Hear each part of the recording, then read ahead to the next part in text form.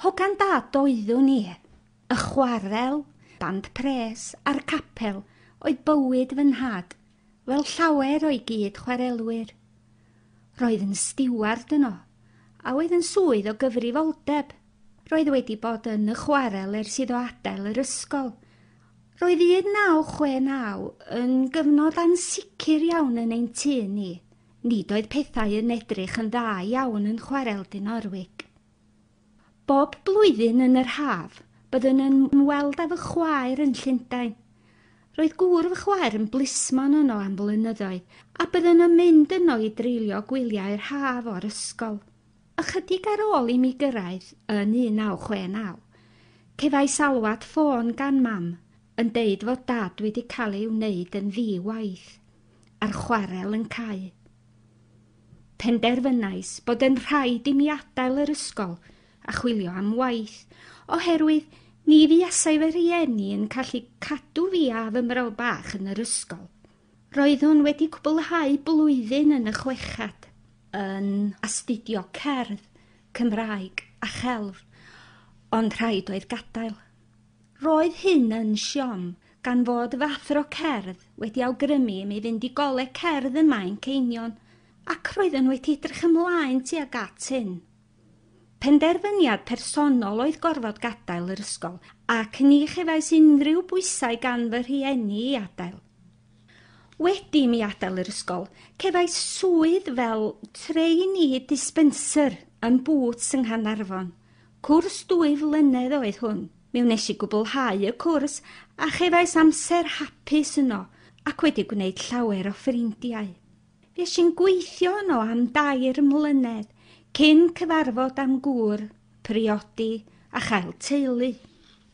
Yn eironig iawn, ni fuodd fy nhad yn ddi-waith dim ond am ychydig o wythnosau, ond rhaid dweud ei fod yn gyfnod ansicrwydd mawr. Cafodd waith fel tirmon yn y brifysgol ym Mangor ac mi gafodd amser hapus iawn yno. Yn 1974 cafodd swydd yn ôl yn y chwarel pan oedd y pwerdy mynedd gwefru yn cael ei hadeiladu. Roedd yn gweithio fel arolygwr i Rockfall. A rhan o'i waith oedd goruchwylio gwaith tynnu hen adeiladau i lawr.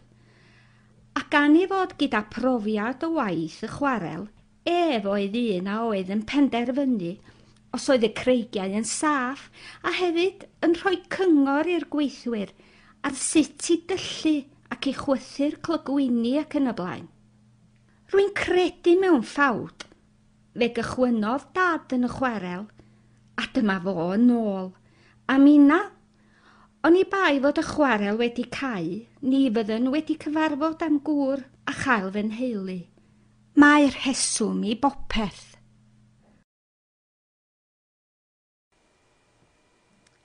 I was Daddy's girl.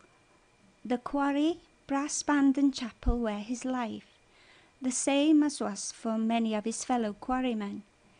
He started work in the quarry straight from school and rose to become a steward, a position of some responsibility.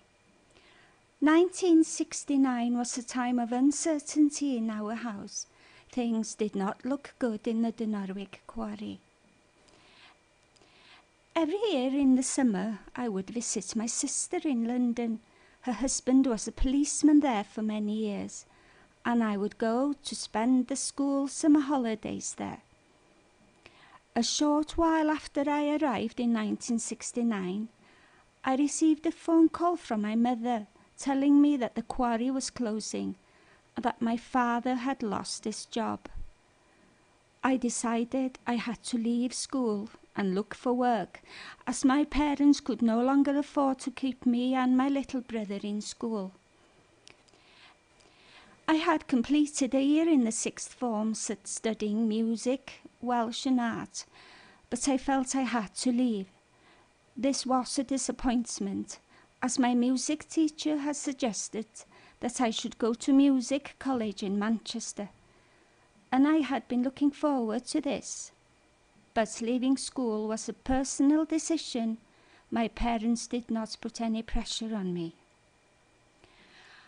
I got a job as a trainee dispenser at Boots in Carnarvon. This was a 2-year course which I completed.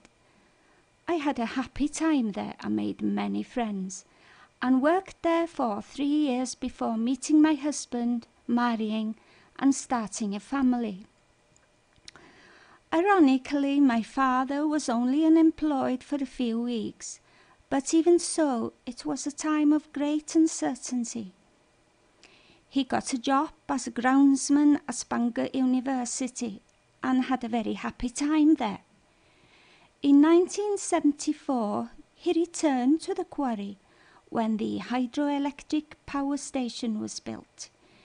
He was working as a supervisor for Rockfall, and part of his work was to oversee the demolition of some of the old quarry buildings. As he was an experienced quarryman, he advised on the safety of the rock face and how to bore and detonate the rock. I believe in fate. My father returned to the quarry, the place where he started, and me, well, if the quarry had not closed, I would not have met my husband and had my family. There is a reason for everything.